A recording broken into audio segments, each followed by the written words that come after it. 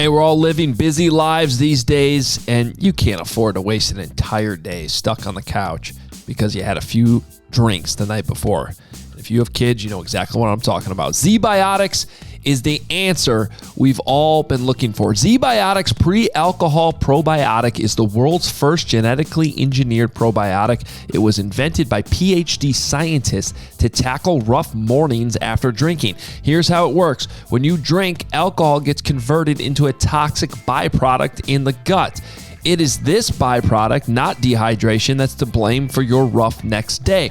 Zbiotics produces an enzyme to break this byproduct down. It's designed to work like your liver, but in your gut where you need it most. Just remember to drink Zbiotics before drinking alcohol. Of course, drink responsibly and get a good night's sleep to feel your best tomorrow. Give Zbiotics a try for yourself. Go to zbiotics.com/Adam to get 15% off your first order when you use Adam at checkout. Zbiotics is backed with a 100% money-back guarantee, so if you're unsatisfied for any reason, they'll refund your money, no questions asked. Remember, head to zbiotics.com/Adam. Use the code Adam at checkout for 15% off. Thank you, Zbiotics, for sponsoring this episode. What's up? Welcome in. It is a Thursday preview show. Bears, Texans, Matt Eberflus, Lovie Smith. What's up, Johnsy? What's going on? Rod Marinelli? No, that's their connection. Yeah, but he's not. I'm surprised he didn't come up yesterday with Matt Eberflus. He mentioned his name. Did he say Rod? Yeah, when he was asked about Lovie, he's like, yeah, we obviously have the mutual connection with Rob, but he didn't really talk about him. Okay. He just mentioned him. Maybe I missed that. Yeah. So I should pay attention better. I was gonna say I wasn't even there. You're the one who's there. I was probably tweeting something. Yeah. Eddie right. Jackson, honorary captain. Wait, what was that about Rod Marinelli? Nothing. He didn't really talk about him. It was just. Do you remember Rod Marinelli's press conferences? Speaking of press conference, or at least his media availability, how he would stand in the circle of all the reporters, but he would turn to the reporter asking the question. So if you asked a question behind him, he would turn to you, and then everybody else was left scrambling, especially the television reporters, to get that angle. And he was soft spoken too. Right. And when you turn, you like depending on where the camera is, you could turn your back completely to the camera. Yes. Or Rod Marinelli did that. Yeah. Not me. Rod did. No, you did that. With the question. Yeah. All right, we got a good episode for you today. We'll recap everything that was talked about yesterday at House Hall, assuming Johns was listening to it. Justin Fields, obviously, had some things to say that we got to discuss. We'll also break down this game. Can the Bears bounce back with a big win? I have to say, I get a little kick out of this. Like, pretty much everyone the entire offseason was like, the Bears are going to suck. And then they lose to the team they always lose to. And it's still full-blown panic. It just sucks more. I just love the NFL. Like, this is what's great about the NFL. You can have a team where your expectations are already low. You know they're not going to beat that team they never beat. And still get upset. They were almost within one possession, actually, in the fourth quarter. Still, full-blown panic. All hell's breaking loose. That's what you get for winning in week one against the heavily favored 49ers in a monsoon. Yeah. Increased expectations and then a big fat dose of reality in Green Bay. You picked them. Yeah, that was stupid, for being honest. Do your research. Yeah, not enough research, I guess. We got research for you today. We're ready to go. Let's start with this. You can follow us on Twitter at Adam Hoge, at Adam Johns. Read Johnsy on The Athletic, theathletic.com/Hoge and Johns. You can read me at allchgo.com. Get my newsletter on Wednesday mornings in your inbox for CHGO members. Johnsy, we got our first tailgate coming up this weekend. What is on the menu? Hoge and Johns listeners want to, by the way, I don't know if you can hear that right now, but I'm having work done directly above me, directly above my office. Can you hear that? Barely. Okay, so It's like a That's little vibration noise. That's all I'm getting here. Okay. Well, I'm glad it's not that big of a deal. But yeah, it's like happening. Well, now that I can hear that. Okay. Yeah. They're like sawing tile and things that are really, really loud and not ideal for a podcast that's being You just gotta recorded. talk directly. louder. Yeah. Strain that voice one more time. It's been a hell of a couple weeks.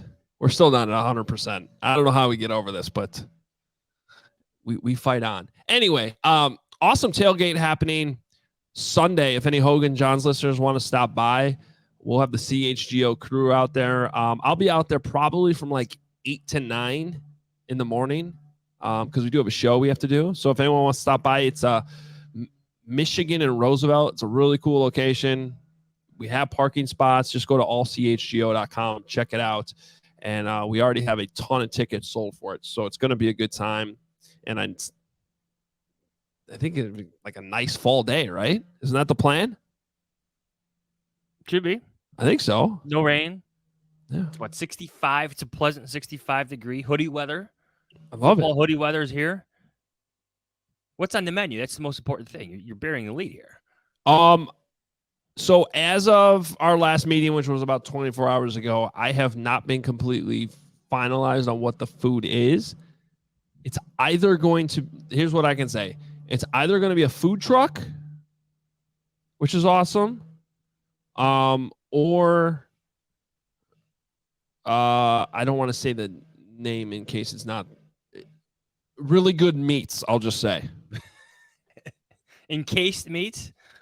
Well, I will say this. I am promising good food, one way or the other. We have a few options that are still being finalized, but I am promising you good food. And for $34, you get all you can eat and drink. That's an incredible deal before a Bears game. That'll get you a hot dog and a beer inside the stadium. I see what you did with the $34 price, too. Yes. 34. That was definitely not me. It was probably our GM, Jake Flanagan. Loves Walter Payton. Didn't want to honor Jay Cutler with the $6 tailgate. I mean, I said we could do like 54 for Urlacher or something. Like, yeah, that still would have been a pretty good deal. Yeah, 34, it's a steal. The Shea McClellan $99 deal. Okay, now we're getting a little ridiculous. Or maybe back it down to when he wore 50. Remember when he wore number 50? 50, yes, and everybody was outraged. 50 still, when anyone else wears 50, they're still outraged. And I get it. I do.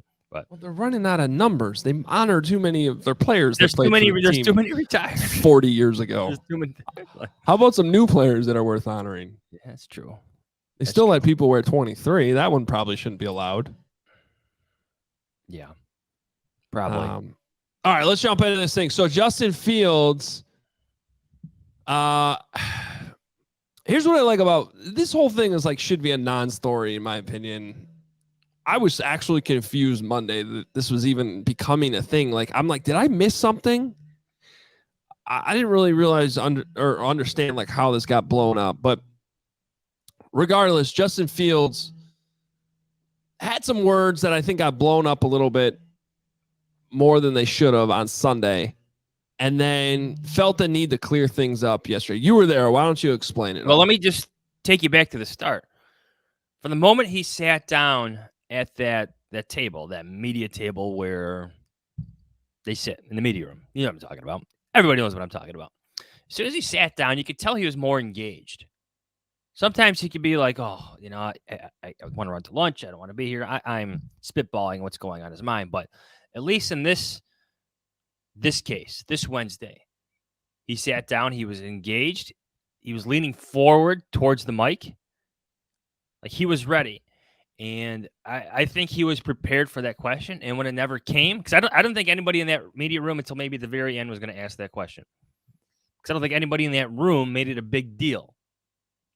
Our colleagues. I agree. Yes. No one in that room made it a big deal. I'll say this. I would not have asked the question. No. So I don't blame anybody. Maybe a television reporter later in the thing, but yeah.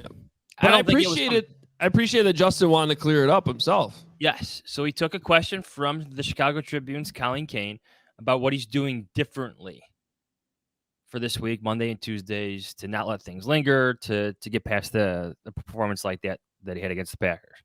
And like, boom, he was ready to go. That was his answer. It was expansive. It was long. There was detail. There was some spirit behind it, some honesty behind it, and I thought it was different. A different side of Justin Fields. I think a side of Justin Fields we've all wanted to see a little bit more of. Finally came out at Halisaw in front of the media. Here's what I like. I like that this whole thing could have put him even more into a shell. Like, I'm not saying anything now, because everything's just getting blown out of proportion. I don't trust social media. I don't trust the media. We've seen that happen before. But instead, he chose the opposite approach. He's like, no, I'm going to make sure I am being more descriptive and being more clear in everything I am saying. More engaging. And I think yesterday was a major W for Justin Fields. Like, he came off as very relatable, as somebody that like you trust to lead a team. He gets it. Let's see if it continues, though. Yeah, that's fair. Yeah. But I understand that every player is upset after a loss. Mm-hmm. And this is not just football. Try dealing with a Jonathan Taze after a tight loss. He doesn't want to talk to you, but he's the captain. He's going to be there. Just like the quarterback has to be there. Duncan Keith. Some of those baseball players after losses. This transcends sport. Yeah. And Justin Fields is the quarterback. He has to be there. When you compare it to like other quarterbacks, like one of the criticisms after this was like, oh, I can't believe he's on social media that much. How can he let that get to him? Like, they're all on social media now. Everybody's on social media now. And you know what? 0 dark 10 didn't work for Mitch Trubisky when he tried to block everything out. I like that Justin Fields decided to take it head on. Be aware. Know what it means to be the face of the team. That his words matter. Not only to the room, but everybody else. Like Peyton Manning, very aware of his branding. Drew Brees. Tom Brady, extremely active on social media. You guys got like TV shows since he's gone down to Tampa Bay. A lot of the best ones are very aware of their branding. Patrick Mahomes. Yeah. They all are. Now, I'll also say this. I still care way more if he can read that underneath defender and make the easy fine. 1, 2, 3. That's fair. Yeah. Yes. Like, I'm not saying this doesn't matter. It does matter. And I like how it was handled. But now let's go see you score 3 touchdowns against the Texans. That's fine. I think we're talking about 2 different things. No, I know. Yeah. But although you could see how they're kind of interconnected. Yeah. Well, what I am a little worried about is how I don't know that Justin Fields can make the argument that he's, even keeled. Like, I think he's admitted that. And honestly, I'm not even saying this is criticism, because I honestly think nobody's even keeled. It's one of the most annoying, overused descriptions of any football player out there. He's even keeled. Doesn't get too high, doesn't get too low. Are you kidding me? Yeah, I know. It's football. Go get high out there. Not like that, but you know what I mean. Ken will pull that one. About. Yes. It's football. Go get high out there. Have the energy, but I always hate the even-keeled responses. Football's not played with an even-keeled mindset, really, by anybody, especially up front when you're making a tackle. True, but I do think there's something to be said for trying as hard as you can to stay even-keeled within a game from start to finish. And that is a hard thing to do. But what I'm a little worried about what happened Sunday night against the Packers is that things started to snowball a little bit for Justin. Yeah. And because when you start going through that tape, you could just tell he was not comfortable, that maybe he was a little rattled. See, my counterpoint on that is you need a little more bounce back, some resolve. It's like the Aaron Rodgers throwing the Microsoft pad. I mean, that's a popular gif now, right? It's Tom Brady breaking those things on the sideline. I mean, how many times have you seen quarterbacks and receivers yell at each other, receivers yell at each other, defensive players yell at each other? Now it's calming yourself down and getting to the next play. But this is something I'll talk about. Yeah, but it's also something I talked about last week. Like, I think we've seen when Justin gets that swagger, that little boost of confidence, and then he starts feeling that swagger, all of a sudden that's when he looks really good. Well, yeah. Well, So two different things I think we're talking about now, though. no, I don't think we are. I think we're Yeah. because all I'm saying is I think you do have to. I think the great ones are able to stay even keeled throughout the game as much as they can, with some exceptions. I mean, Tom Brady's not breaking an iPad every week. No, but there's fire there. Yeah. I think it's channeling the energy in the right way. Right. I'm just worried that Justin's getting a little too low when things aren't going well. On the flip side, though, if he needs that swagger to take off, then fine. But you got to find the middle ground there, I think. All right, Roquan Smith missed practice yesterday. What's up with that? I saw him walking in the locker room afterward. So he's got a hip injury. There wasn't noticeable limp. He was smiling. He said hello to some reporters as he walked by. Then he was gone because he couldn't talk to us, or we couldn't talk to him because he didn't practice. This is Thursday morning at 9:24 a.m. We'll see what happens. I'm more concerned about his performance against the Packers than I am with this injury at this point. Just seeing him with his jersey on and engaging with his teammates in the locker room. Yeah. He may be feeling something. A day off may do him some good, but he played an awful football game by his standards against the Packers. Well, but maybe that hip injury explains why he was looking slow. Then leave the game. Yeah, maybe. I don't know. Yeah, bring my guy Jack Sanborn in there. There you go. Wisconsin Badger. Lake He'll get Zurich the finest. job done. Maybe. You need Roquan Smith to play, and you need him to play better. That's the bottom line. Well, we'll continue to monitor that over the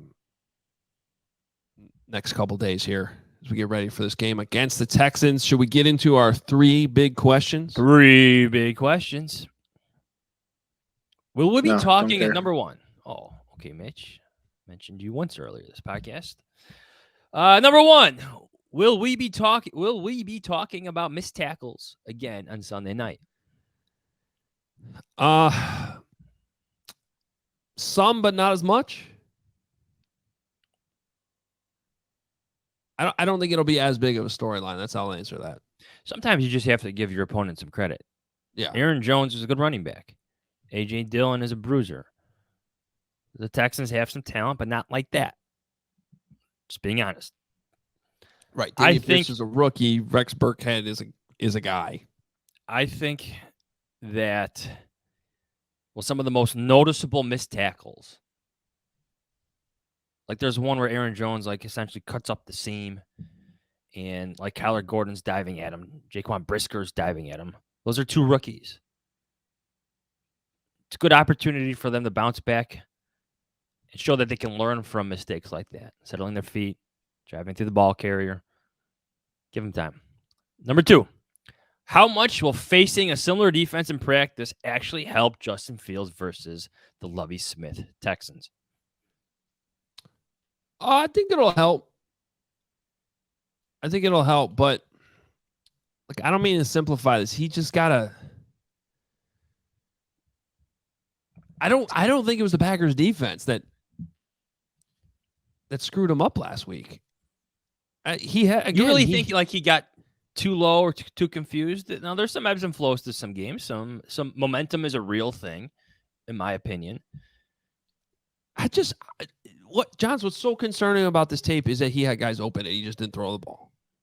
I really think that that's what he's battling right now, more so than, and maybe that's him questioning what he's seen. So perhaps seeing a defense he's seen every day in practice will help. Sure, maybe he'll feel more confident about pulling the trigger.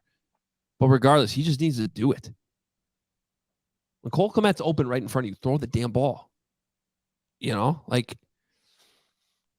So yeah, I definitely don't think it'll hurt him. I think it'll help. Yeah, if there's anything I'm looking at in this game, especially since he has a better general sense of what he's going to see from this defense, because there are similarities. Now, Lovie Smith surely will throw some different things at him. You should expect that. But I'm going to harp on something that I've been harping on since training camp. I like to see the process speed up and the anticipation throws, those anticipatory throws, be better. Like that Dante Pettis comeback, that curl have you. Rip it. You have to anticipate what's going to happen there. Forget about the St. Brown miss. The Dante Pettis miss was more problematic for me. That's what I want to see. Throw some anticipation. Believe what you're seeing. Trust it, and just rip it. Just rip it. Don't hold it too long, because then that goes back to some current concerns that everyone had pre-draft about him. Believe in what you're seeing, trust your feet, and rip the football. Yeah. Number 3. Do you view Lovie Smith any differently after all the changes that came after his tenure with the Chicago Bears? Let me go through the coaches for you. Mark Trestman, John Fox, Matt Nagy, and now we're back to Matt Eberflus, who was from that Lovie Smith, Tony Dungy tree. Yeah. So you're essentially asking, like, does Lovie Smith deserve more respect than he maybe gets? Yes. See, all I can do, I guess, is speak for myself, but like I still respect Lovie Smith and everything he's done and did for the Bears. The way I've always described this and don't feel any differently is like, it's sort of revisionist history to just say, oh, they never should have fired Lovie. Okay. He stopped beating the Packers. That defensive window was closing anyway. So I think you can make a strong argument. I mean, they probably don't get rid of Brian Urlacher, obviously, right? That, he probably gets at least one more year. But I still think it would have been hard for Lovie to keep that going without a better solution at quarterback. I think all the problems that the problems are really the GM they hired who fired Lovie, okay, who was a complete and utter disaster, who then gave Cutler another contract, and then they couldn't get the quarterback position right after that. So I don't necessarily view Lovie any differently. I have a lot of respect for everything he did in Chicago. He was a great hire. He was here for 9 years. It's really all the decisions they made after that. And I don't know that they would have gotten them right had Lovie still been around. Plus, his record in the NFL has been horrible since he's got fired. Yes. I would have given him one more year if we're going to go down the revisionist history path. That was a winning football team, a turnover machine of a defense. I still think he had some more good football out of Charles Tillman. Another year out of Devin Hester. Yes, they were in their 30s. Yes, that window was closing. But to fire Lovie Smith after a 10-6 season just felt forced. It really did. If he's going to be remembered for anything, it's the stability in every game. At least it felt like that. They had some star power. And those stars were his leaders. Kept his culture alive and going year after year after year. That Lowe's principle, all those things. And then, I think the most problematic thing you saw after Lovie Smith is you saw the Bears go the exact opposite of Lovie Smith for 2 years. And it took them a long time to recover from that. It really did. Yeah. And I mean it with all due respect to Mark Trestman. It was an unwinnable situation for him. Yeah, I think, but that really goes back, I think, to the GM. It's tough to look. I mean, if you're going to give Lovie one more year, then I think you had to give Jerry Angelo one more year before that. So I don't necessarily think it was a mistake. That goes all the way to the top to Ted Phillips, who's now retiring. Well, and even beyond that, because it was George who took over. It's true. At that point, and was like, nope, we're going to change things up. We're going to go. And it's just been a disaster ever since. I think we haven't won enough under the leadership of George McCaskey, and that's what we're working on. All right, quickly, let's go through these over and unders. We have a guest coming up here. I know. All right. Over unders. Lovie Smith coached the Bears references. Anything counts in the broadcast. For sure they're going to put his Bears record underneath there. Yeah. They're going to talk about him still having a home in the area, so that's 2. So anything counts. Lovie Smith, Bears references on the broadcast for CBS. I'm setting this at 6.5, and I think it might be too low. Wow. Anything counts. I'm going to say under. I think it's established at the beginning, but I think once the game starts, it's been so long. What references are there really going to be? I think you might get one with the Hall of Famers. Okay. Or the Hall of Fame candidates. So that's 3. There's just not. I mean, there's no players left over. I'm going to take the under. Okay. All right. This next one was difficult to set because I think you might have like an overcorrection coming. Pass attempts for Justin Fields against the Texans. 15.5. So that's 4.5 more than he had on Sunday. Yes. You had the head coach on Monday be like, yeah, we got to basically say we got to throw the ball more. Yeah, but like that's the misleading thing about those 11 pass attempts. They tried. You had the sacks, that's 14. You had 2 scrambles, that's 16. You know? You count the play where he ran past the line of scrimmage and threw the ball. That's 17. Yeah. But at the same time, I also think those count. Those are dropbacks. Those are pass calls. Those are pass plays. okay, well, this is just supporting the over. I know, but he's going to scramble again. Yeah, I think Getsy also was shying away from the pass because he realized in the moment his quarterback wasn't playing that well, and they were running the ball just fine.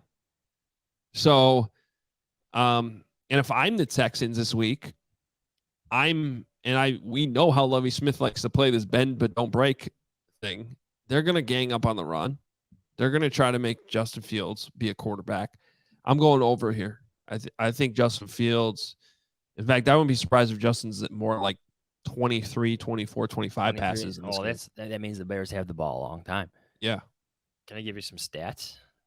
Let me give you some stats. Let's do it. Hold on. I didn't have them ready, but I have them. No. Don't want your stats. Keep talking. I'll pull up the stats. Well, can we just move on to the next one, or does these stats? No, this is the deal. So the average passer rating against the Houston Texans. Okay. In 2 games, small sample size. I was going to say, how far back does this go? No, just it's 2 games. That's how far back it goes. 76.7. All right. They trail the Bills, Buccaneers, Eagles, Steelers, Jaguars. That's a surprise. And 49ers. Some of those above the Texans you expect to be good defenses this year. The completion percentage against the Texans this year, 56.8. That's the 4th best amongst defenses. All right? So Lovie Smith is doing something right. Now, here's the other side of it, though. Well, you might see, I don't know, more David Montgomery.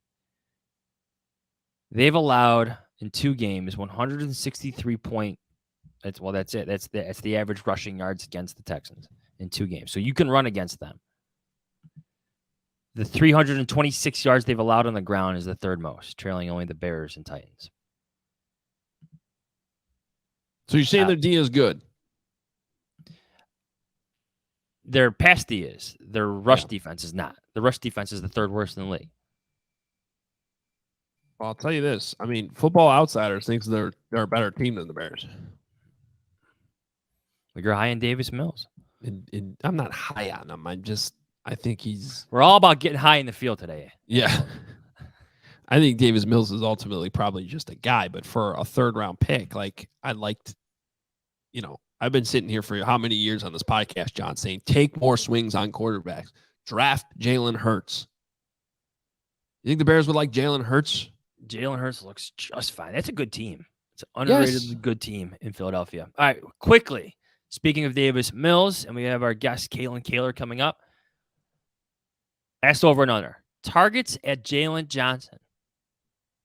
1.5. Ooh. That's targets. I'm going to go under. I think there's going to be 1. 1. Because why would you target him? Exactly. Stick with what's working. Attack Kyler Gordon. All right, here's one more question. At what game do you think things change for Kyler Gordon and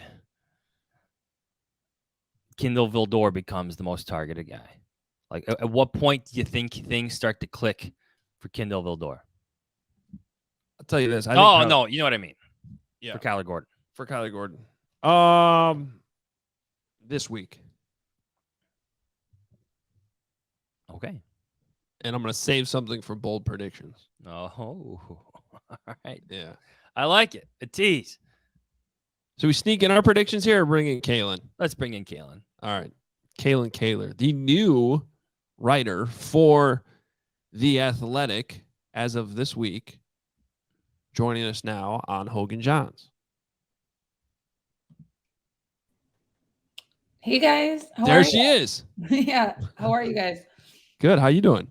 Doing well. I'm excited. I'm actually going to come to Hallis Hall day, so I'll see you all in like 2 hours. Wow. Coordinator day. Yeah, big day. And assistants. We got assistants. 5 o'clock. That's right. Yes, we do. Yes, We also have 4 o'clock Carmel walkthrough. So assistants are gonna have to wait till like late November. Kalyn, congrats on the new gig with The Athletic. Very excited. Thank And you. hopefully this will be the first of many appearances on this podcast as part of that. You don't know. You have to read the fine print. It's actually in your contract. They have to I missed talk that. to us. missed Every national writer must talk to Hoge Jahns at least 5 or 6 times a year. Just Yeah. sorry. You've been warned. So Love we've been breaking down this matchup against the Texans. What stands out to you? What are you excited to see about this game between the Bears and Texans this week? Well, I think I was just looking at where the Texans passing defense ranks, and it's not great. They've allowed 270.5 yards a game so far. Obviously, small sample size.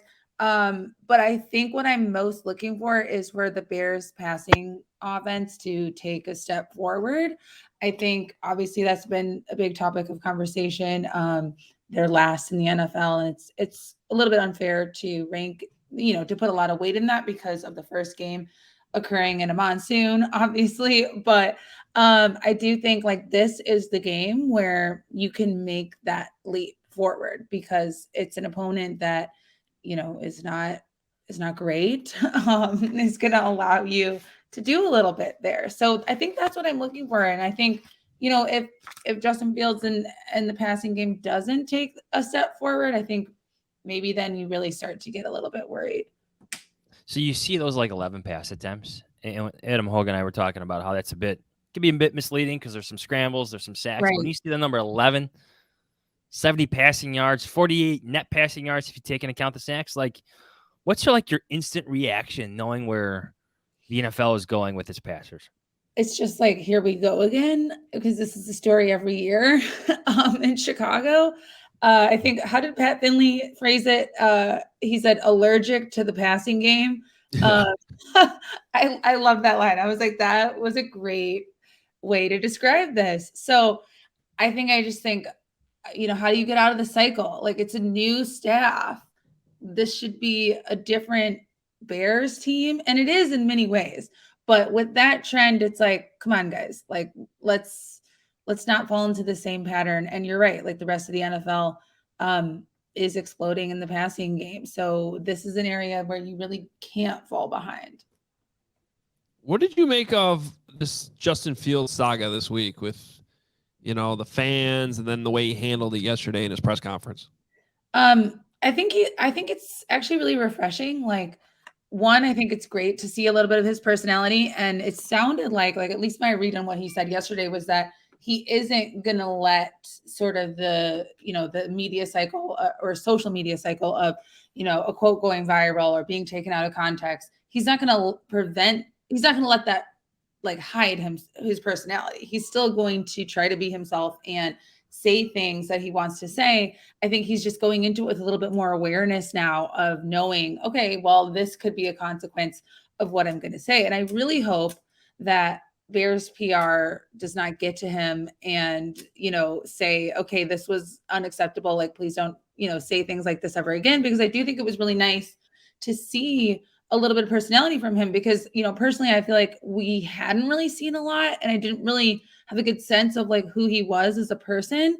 Obviously, it's only his second year, so there's a lot that he still has to show us in terms of his personality. But I did think it was really nice to actually get to see a little bit of flavor from him. And I think, Johns, you pointed out in your piece yesterday that, Mitch wasn't great at sort of taking ownership of what he had said. He would sort of either not address it again or avoid the topic. And so I do think it was really nice to see Fields actually, without even being asked, say, hey, I want to clarify what I said on Sunday night, and get into that topic all on his own, because that was something that Mitch really never did and always seemed really uncomfortable trying to do. Yeah, it struck me. It struck me as different than when Mitch deferred to the team's communications. Like that was after a Packers loss too. Crazy. Like the way Fields handled this after an ugly loss against the Packers compared to how Mitch handled that after an ugly loss against the Packers just felt refreshing. There was a different tone of confidence and like you said, ownership. Like, this is my life. Let me get what I want to say out. That really stood out to me. Yeah. And so he really didn't talk to you guys after the game on Sunday? No, Justin did.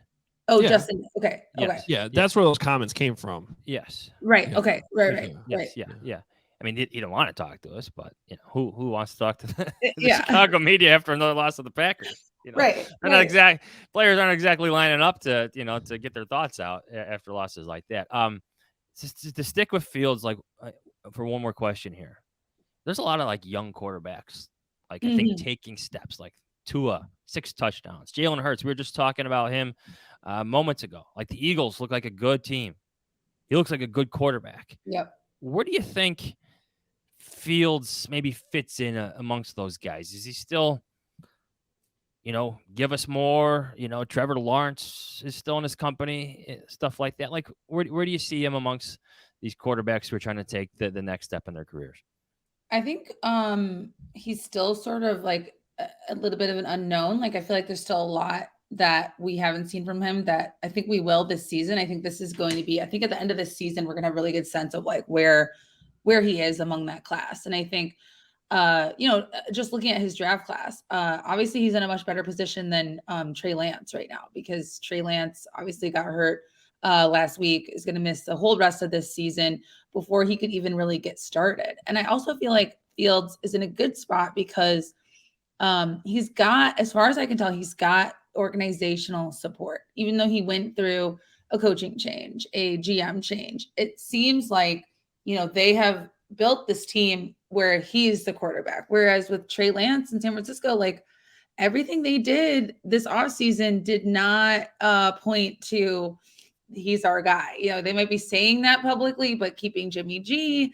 And that situation was just really strange to me. And it kind of made me feel like they aren't 100% sure that like this is going to be their quarterback for the season. So I think Fields at the end of this year, we're really going to know. And I think he's got the support, because obviously like Trevor Siemian is a qualified backup, but he's not, a distraction in the way that Jimmy G would be sort of, banging down the door because he led the team to the playoffs the previous year. So I think Trevor Lawrence is probably at the top of the class. He had a great game on Sunday. And that's what happens when you have a coach that, doesn't, that it's actually competent and can run a team. But yeah, I mean, I think Fields is very much still, let's see by the end of this season. Because I think you're right. Like Hurts has really taken that step so far this season. The Eagles look really good. He looks really good running that offense. So I think we'll have a better idea. It's not really an answer, sorry, but I think we'll have a better idea. No, it's just there's a patience approach. Yeah. You need to have it. I think fans need to have it. The organization needs to have it. Fields needs to have it for himself. It's just where we are at this point in the season. It's too early for anything, really, anything definitive. You have a story coming on Nathaniel Hackett, the Broncos head coach, who has been talking about staying off social media. He's probably one who probably should, go zero dark Hackett to use Trubisky's reference. But it deals with head coaches and play calling, which is fascinating to us because we just lived that. We just covered that with Matt Nagy, and we saw that it didn't work. Matt Eberflus is different. I know he's a defensive-minded head coach, but he's not calling plays. Right. He's really taken that CEO role. And tell us about it. Yeah, and I think we can see that working as far as, I mean, it's too early to say with the win-loss record, like, is it really working yet? But like, I think you see it working with the way the players are responding to him and the way the team seems to be vibing and coming together. And, aside from the unsportsmanlike towel penalty, which I think is very hard to prepare for when it's not snowing, because it's a very like snow focused rule. But aside from that, the Bears haven't had any like major, game management mishaps so far. And so as far as that goes, he seems like he's an organized head coach leader, and I think that's working for them. But in terms of Nathaniel Hackett, I mean, his coaching blunders have been very public, just wasting a lot of time trying to make decisions, game clock ticking down, precious time, taking the ball out of Russell Wilson's hands, delay of game penalties, you name it. So I talked to some coaches around the NFL, some game management coaches in particular, and they said, they see it a lot where if a head coach is also an offensive play caller, you have that tunnel vision and you can't see the big picture. So you aren't able to really, when it comes down to the last 2 minutes of the half and the last 2 minutes of the game in full, those are where the situational play calling and the decision making is the most important. But that's also typically where you're really tunnel vision on your offensive play calling as well. So it gets really hard to juggle both in the moments where they are both the most important. So a lot of the game management coaches were like, yeah, the best coaches at this situational part of the game are your CEO types. So exactly what Eberflus is doing, where, he is not calling those offensive plays and he is leaving that to his coordinator. And it's really interesting because of the new like head coaches this year, the only one with an offensive background who is not also calling plays is Brian Daboll in New York. And he went into the season went into this, into his job, kind of wishy-washy. I might call plays, I might not. Ended up giving play calling to Mike Kafka, his coordinator, who is a first-time coordinator, first-time full-time play caller as well. So he's kind of new in his experience, but he was quoted as saying, like, I realize I need to be overseeing all the aspects of the game. And Sirianni, we talked about Jalen Hurts, Sirianni with the Eagles, he gave it up at a midpoint last season. I think they had a little mini bye at some point after a Thursday night game. And so that was a moment where he was like, you know what, this isn't working. And you can see from that point on, their offense made a huge jump, and they're continuing that this season. And I think it doesn't have to be weird to give up play calling. Like, we saw it be really weird in Chicago with Nagy, who wouldn't talk about it. And then there was always that controversy, like, is he giving plays to pick from? Because he wasn't clear about it. Yeah. No, and he would never say like who was even calling the plays. Like, that went on for like several weeks of like really weird answers. Like, I remember there was one where he gave like a super long answer, but like also said nothing. So, it's really it's an interesting debate. And word salad. That was it's an interesting debate, and it doesn't have to be weird. Just like, if you realize it's not working, just hand it over. The other part of that too, that I think Hackett might be struggling with right now is, and I honestly didn't know that about Daboll. I think that's awesome. I think that I didn't know that he gave up play calling, and especially because Mike Kafka is going to be a really good coach. He already is. Let's go. So give him that opportunity. But Hackett is kind of it's not quite the same situation as when Nagy came to Chicago, because Hackett has previous OC experience and has called plays before. But I still think that he wasn't calling plays in Green Bay. Right. So he gets his job. So now he's dealing with play calling duties again. And oh, by the way, you're also the head coach who has to take care of everything. Right. That's a lot. So it's like, no wonder in your first game with the spotlight on, you make this huge mistake. And I think that even last week against the Texans, that there was some situational stuff that, plus their offense has been terrible in the red zone, but that's a different discussion. I just think that it's even harder when you haven't been doing it regularly, and now you're like, okay, and also you have to be the head coach. Yeah, and all of his coordinators, I didn't know this either, I read this yesterday, all of his coordinators are first-time coordinators, defense, offense, and special teams. So it's like he just assembled a staff of like all new people, which is awesome. They're getting experience, but it's like maybe you wanted like one veteran as like your sounding board. There's still this theory out there that they were hiring him in hopes that they could somehow land Rodgers. Yeah. And And then makes that a lot of did- sense. Yeah, and that didn't happen, and now this is all kind of plan B, and it's not looking so good. Not so good. far. Yeah. Not good. Not good. Quickly, I wanted to bring this story up because Adam Hoge has a slight obsession with officiating. Oh yeah. I knew that. Yeah. It's unhealthy. I got it right here in front of me. The, I love it. Extremely love that. unhealthy, Kalyn. I think he watches the officials more than he watches the actual football. what do you game. guys want to know right now? So Kalyn did this awesome Section story, 2, Adam. Rule 7. Kalyn did this awesome story, Adam, about how teams scout officials Mm-hmm. down to like their workout regimens, Yeah. like their backgrounds, Like how fast they can run? Literally. Yes. like where they go, who trains them. Yeah. They know if guys are like dairy farmers. hmm I found it fascinating. Yeah. It was eye-opening, I think, because one thing I didn't really understand before I went into this story is that officiating crews have tendencies, just like football teams have tendencies. I had a whole, and if you click on the story, I linked to a spreadsheet of data from the last 4 years of every referee and sorted by literally every penalty that exists, or the most commonly called ones. And it was so fascinating. I think the difference in holding calls, offensive holding, which is one of the most common penalties. Obviously, we know as football writers and you guys as fans, you see it all the time. Most common penalty, probably offensive holding. The difference in the crews was about 4. I think it was 3 calls per game. The leading crew was calling 4 per game. The bottom crew was calling 1.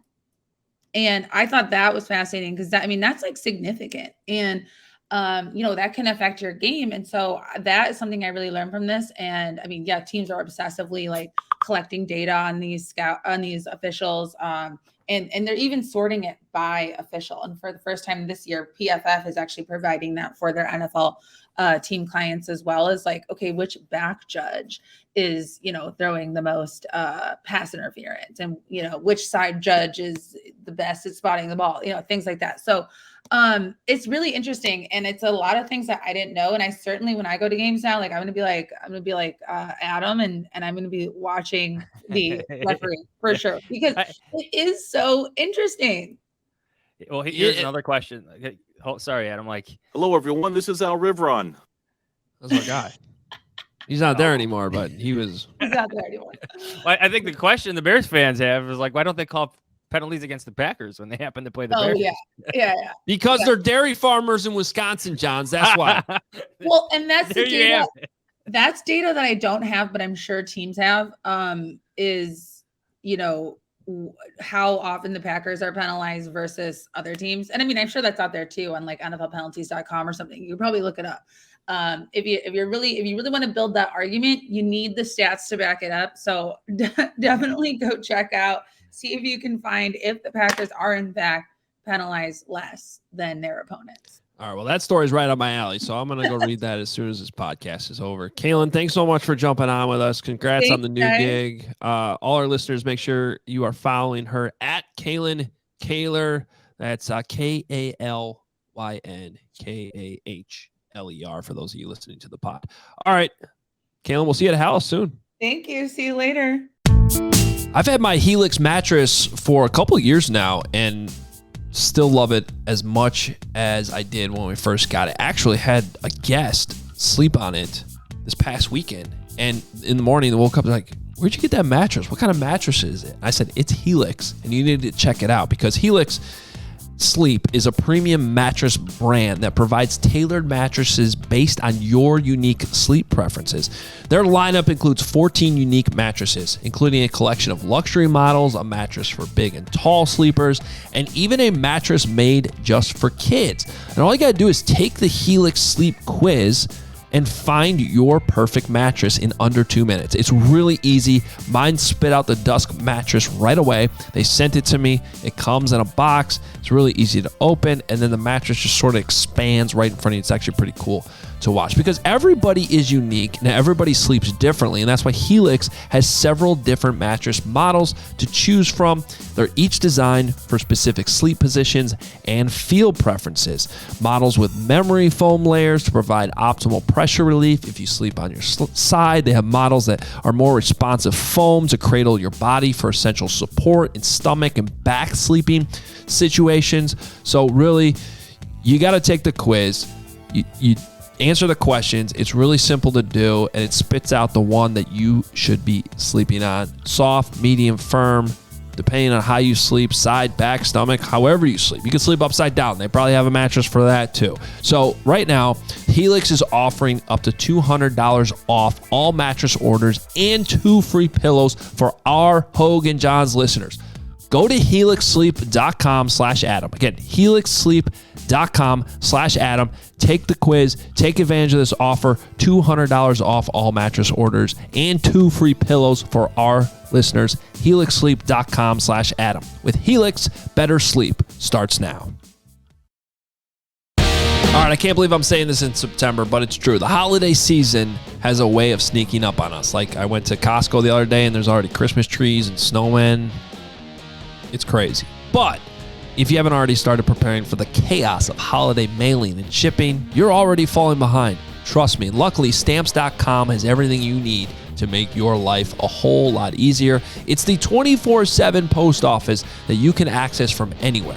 No lines, no traffic, no hassle. Stamps.com is your one-stop shop for all your shipping and mailing needs. For more than 20 years, Stamps.com has been indispensable for over 1 million businesses. Get access to the USPS and UPS services you need to run your business right from your computer. And with inflation on the rise, every dollar counts. Protect your margins with major discounts on U.S. Postal Service and UPS rates up to 86% off. Stamps.com is a stress-free solution for every small business.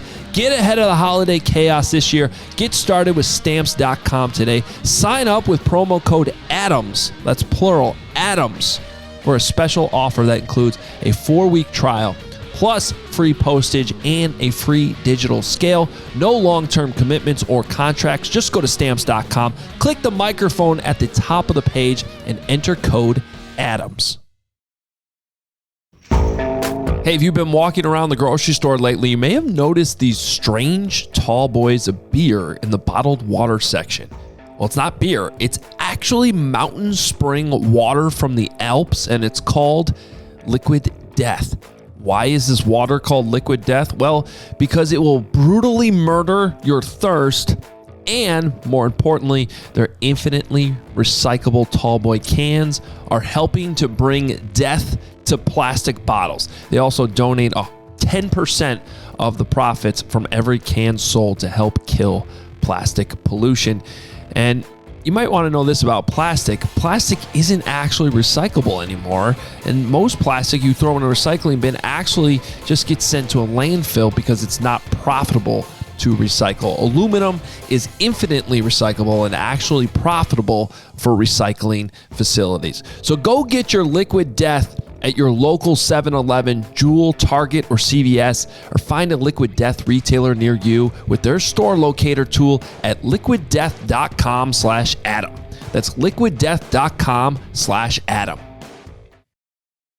All right, we need to make picks for this game. Hey, Lovie, how you doing? Hey, Lovie. Hey, Lovie. How's everybody doing? I miss our conference calls, and I miss Rich Campbell's passion for the bit. Yes. That we used to do, where we would give an exuberant, over-the-top hello to all the coaches. If you're new to this show, some of you are on YouTube. Rich Campbell used to cover the Bears for the Chicago Tribune. And there used to be weekly press conferences via conference call, like a phone in the corner of Hallis Hall where they would pump up the audio. Yeah, we'd huddle around the phone. We'd huddle. You'd put your recorders down and you would yell your questions into this phone. Sometimes coaches would come through and who else? Who did that one time? Dal Loggins jumped in there one time after his press conference, got a question on some coach. I So- vaguely remember that. Yeah. But the bit was we would basically scream at them when they would join the call with a lot of passion. And then at the catch end of them it- completely off guard. Yes. If I remember right, Bill Belichick actually took it pretty well. Yes, he liked it. He thought it was funny. Yeah. Yeah.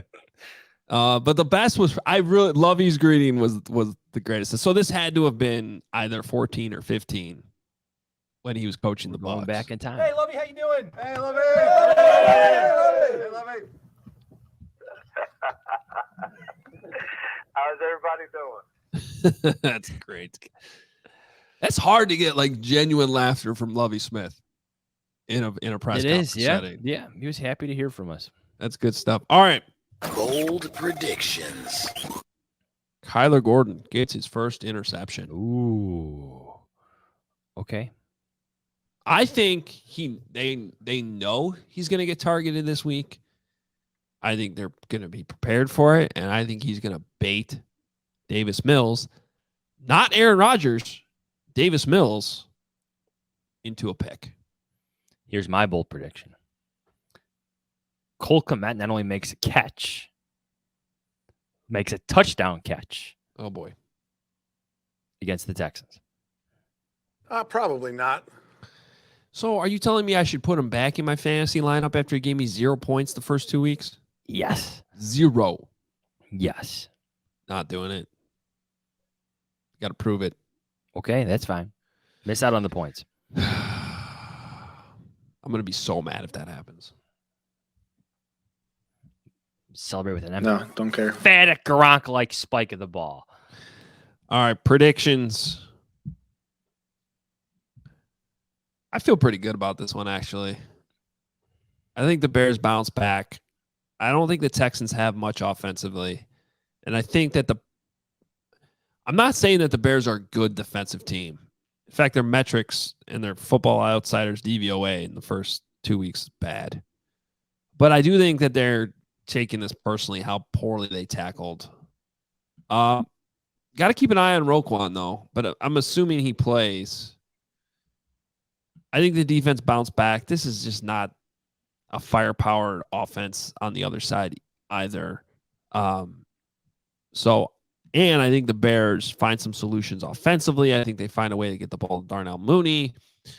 Fields is going to be more comfortable at home. I liked his attitude yesterday. So I'm going to go Bears 24. Texans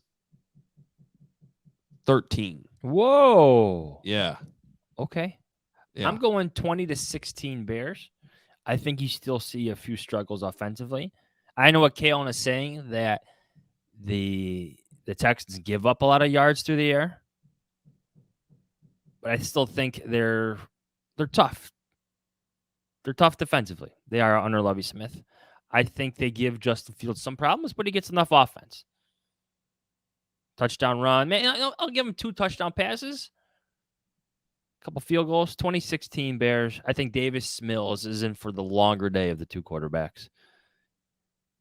I know the argument that Davis Mills' stats might be better than Justin Fields. I get it, but I'm going with Justin Fields on this one. 2016 Take Bears. that and think about that for a little bit. I like it. Confidence. Okay. Both of us have the Bears covering, too. 2.5. 2.5. The spread for this noon game on CBS. All right. Opposite. Also on CBS at noon, one of the better games of the week. The Buffalo Bills go to Miami, where the Dolphins, off to a good start, are 6-point home underdogs. How about that? Because the Bills have just looked unstoppable so far. Yeah. I think Tua had 6 touchdown passes, though. I like bringing up the Dolphins because this is what you get when you invest in similar scheme as Luke Getsy's with Mike McDaniel, but you give your quarterback some high-powered weapons. Guys who could take a 15-yard catch and take it to the house. That's what the Dolphins have, but I don't know if they do that against the Bills. What I'm going to say here is the Dolphins take the 6 points and they cover, but I think you got like a 31-28 win for the Bills. Okay. Yeah, I think the thing that I'm struggling with the Dolphins is I mean, they were getting blown out in that game before they came all the way back. And the Ravens did a lot to help that. So I do think the Bills are the better team overall. But here's the X factor. Why I cannot do 6 points. 87 degrees, high humidity, possible thunderstorms in the afternoon.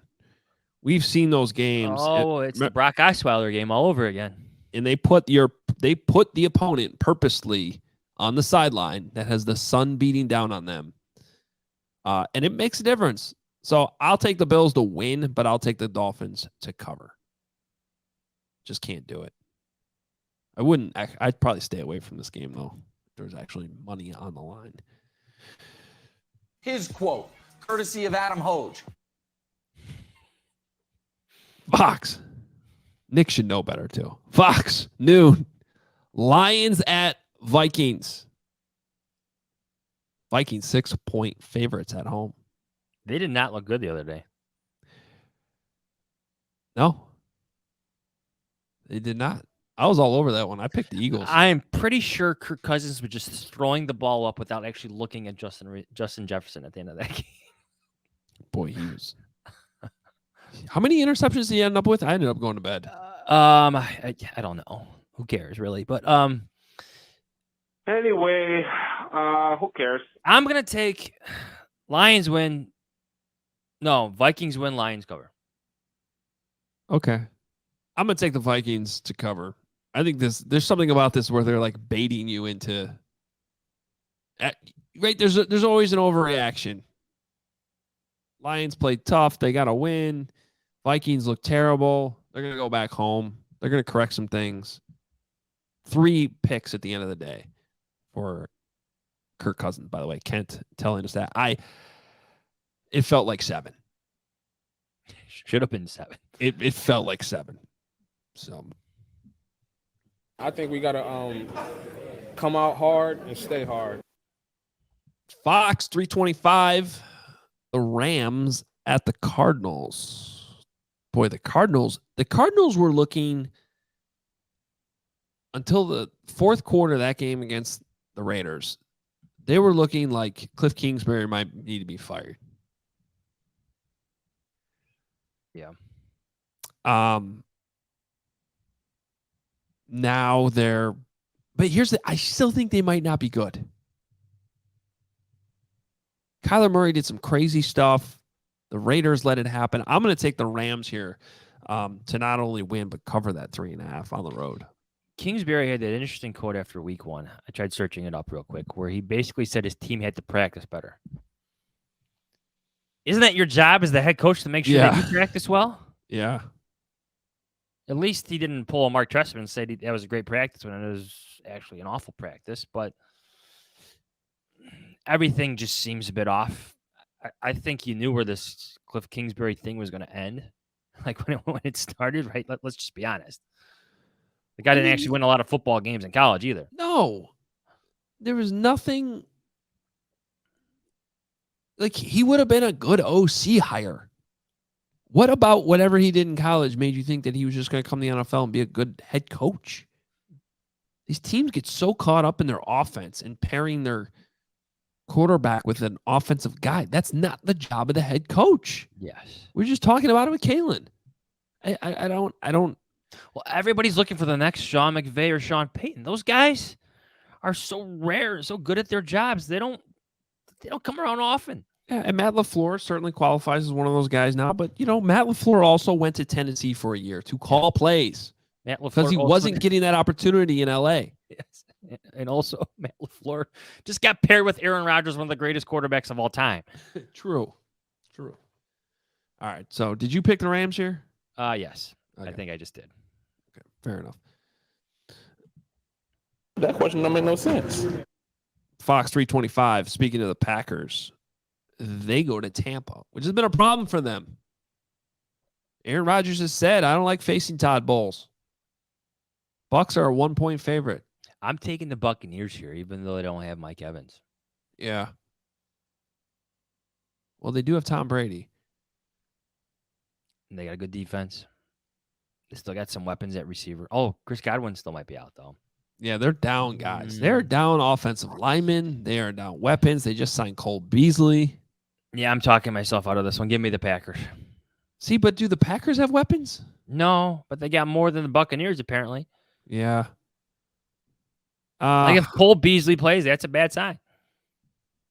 Yeah, I think Todd Bowles has answers defensively. Did you see Akeem Hicks is already hurt? I'm gonna go with the Bucs here.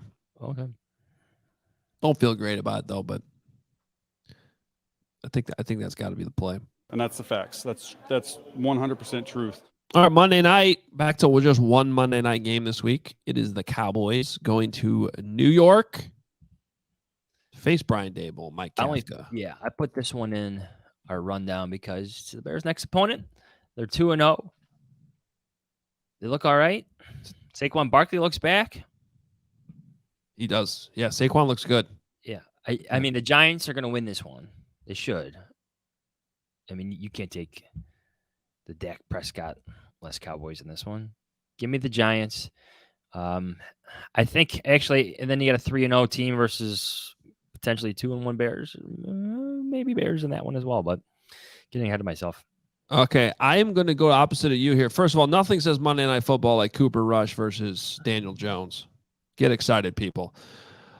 There's a guy named Micah Parsons on the Cowboys who has the ability to just take over this game against Daniel Jones. He is so good. So I'm going to take the Cowboys, and You better lock it up. You better lock it up. No, you lock it up. You lock it up. Lock it up. Lock it up. Cooper Rush doesn't look terrible. True. Like he's capable of sitting in there in a pocket and at least distributing the ball, which I don't know that Daniel Jones always does well. So he's playing quarterback? That was mean. Apparently. That was mean. Adam Johns, go ahead. I think my lock of the week. I'll lock up the Bears. I feel good about their. Yeah, I think it's gonna be a close game, but they could win by a field goal or more. Locking the Bears. You better lock it up. You better lock it up. No, you lock it up. You lock it up. Lock it up. Lock it up. You picked them to win by 4. The spread's 2.5. You're locking that? Yeah. Okay. Very confident in the specific numbers, I guess, this week. I don't see a 1-point loss or 1-point win for the Bears coming. Yeah, I still think my lock last week should have counted. The touchdown was in. Oh, the Justin Fields one. Yeah, it was. Yeah. They covered. Very suspicious Vegas NFL officiating. Those damn dairy farming refs. Right? Producing all that cheese. All right. We're out of here. Follow us on Twitter at Adam Hoge, at Adam Johns. Fun episode. Enjoy the game. Enjoy the weather. Stop by your tailgate. Yeah, come by the tailgate in the morning. Go to allchgo.com for more details and to get tickets. Again, it's an incredible deal. And it's convenient whether you're taking the train or need a parking spot. You don't have parking yet. We can hook you up with that. Walk right over to the stadium. So, and you've promised to take selfies with everybody who says hello. I didn't, but I'm happy to do so. Thank you. I'm having fun. Maybe I'll stop by and take a selfie. I'll do that. You don't need to do that. If it's a taco truck, just let me know. I'll be there. Yeah, I'll try to get answers on that, by the way. I think we haven't finalized. It just hasn't been communicated to me yet. All right. Read me at allchgo.com. Johnsy on The Athletic. Kalyn Kahler on The Athletic. Kevin Fishbane. Dan Pompey had a story on Josh McCown. I saw this morning. I still need to read it. Oh, Mark Carman will love that one. Oh, that's his guy. Josh McCown. Probably an NFL head coach relatively soon, I feel like. Probably a better choice than Cliff Kingsbury. Yeah.